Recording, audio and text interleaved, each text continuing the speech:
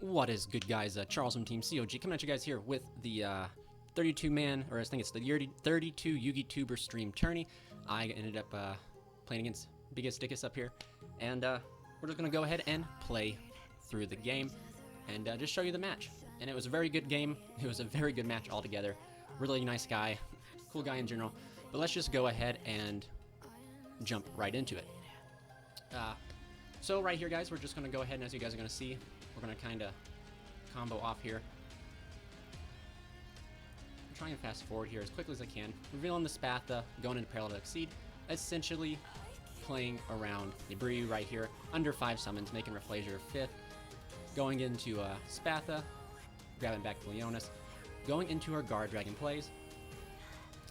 Going off here, we end up going into Skull Dread, not seeing Waterfront, which is not too bad, because I still see that I'm able to put up 3 interruptions right here. And I'll have the ability to play through Dark Ruler no more too, which will be really crazy. So here we go, set, activate, Wonderful Lacy Session. My opponent draws for turn. My opponent draws the, 1 second, guys. There we go. My opponent draws for turn the Primal Being. RIP. Regardless, it didn't matter because we had Reflasia, but I know those feelings. And right here, guys, before we continue on, just take note, we are set up to even play around Dark Ruler no more. So, like, as soon as they smack down Dark Ruler no more, we can just chain the Crawler, and then chain Echo Max to the Crawler, negating Dark Ruler. So here we actually have we have a Dark Ruler proof board.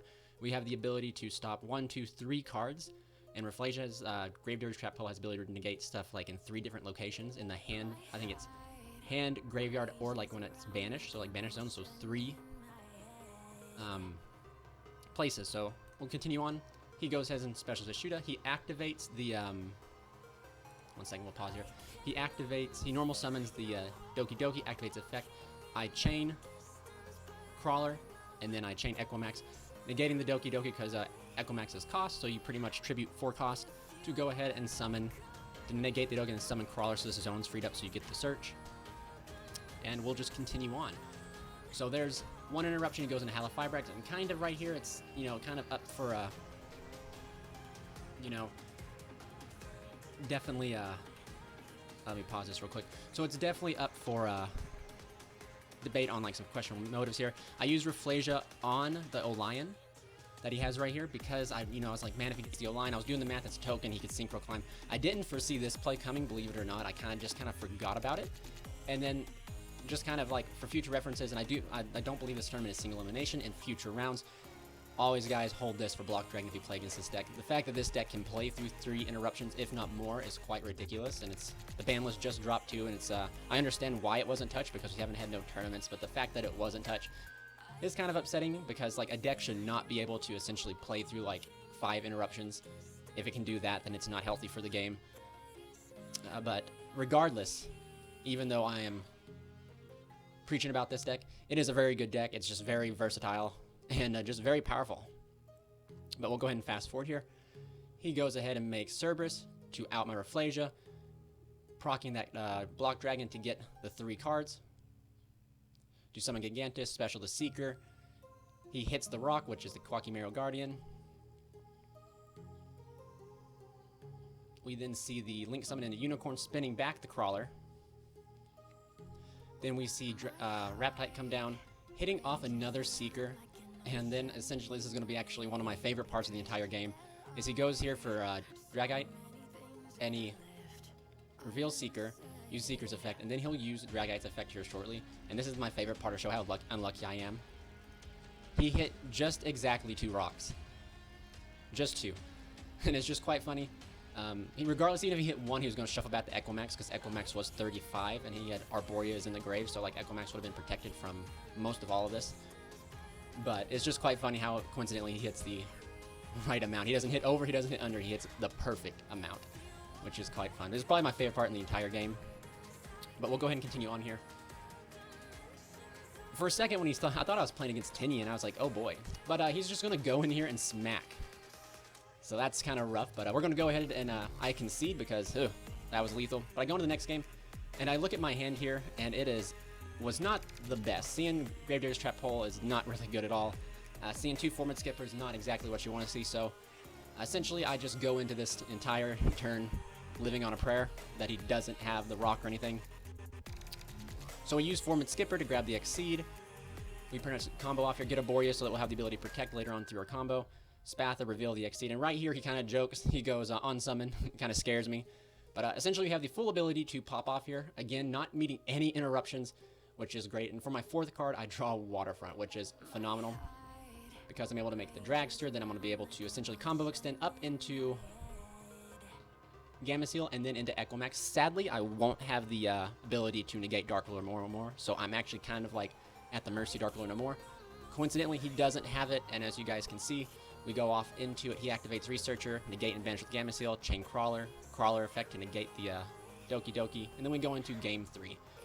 Game 3 was probably one of my most like upsetting games, but one of my most like favorite games. As you guys can see here, I side deck Dark Ruler no more. Coincidentally, I needed to put in Crusaida Revival, so when Dark Ruler no more resolved, I could get Crusaida Revival and just plow over the entire board. But since I don't open any hand traps, and I sided in some hand traps, but you know, it's the love of the game. Kind of trying to jinx him out in the comment section, tell him just combo off for now. But my hand's actually pretty good. All I need to do is essentially draw into another extender, and I am practically golden. But coincidentally, as you guys will see here, will that happen? I don't know. Let's wait and find out, because I know what happens. But pretty much the Adamancipator deck just going ham sandwich up here. Can't really blame the deck. Like, it has to go all out, essentially. Otherwise, you know, it's too strong. Leonis is not doing me very good in the hand here, believe it or not, and I'll explain why when we get farther. But he makes the IP, the Block Dragon, then he goes into Union Carrier. And this is where I kind of make a like I didn't know this, but I thought I was okay and safe in this predicament because I thought Union Carrier equipped it to the Savage Dragon. So if you remove the Union Carrier or you negate Union Carrier with like Dark Ruler no more, the Buster falls off. Coincidentally, it doesn't. And even in this scenario here, all I need to do, like, this is another thing I didn't even touch base on in my past videos or like my recent deck profile and everything. This deck has a main deck way to out the Dragon Buster Sword, and that's assuming, you know, like in this scenario, Dark Ruler no more. But like in the bare minimum, like if they just have the Buster Lock, if we hard draw or hard get to Reclusia, it just outs the Buster Lock with the greatest of ease. Coincidentally, as you guys can see, I don't have it in my hand, so we'll see if I will draw it. I draw into Waterfront. Not what I needed, and definitely not going to help me in this scenario. But like I said, I was feeling still pretty confident because I thought that Dark Ruler no more would essentially, no, it turns off the Savage Dragons equipped. I thought for sure it'd turn off the Buster Dragons equipped, or the Union Carriers, but it does not. And with that being said, guys, like, I actually don't have any way to out that.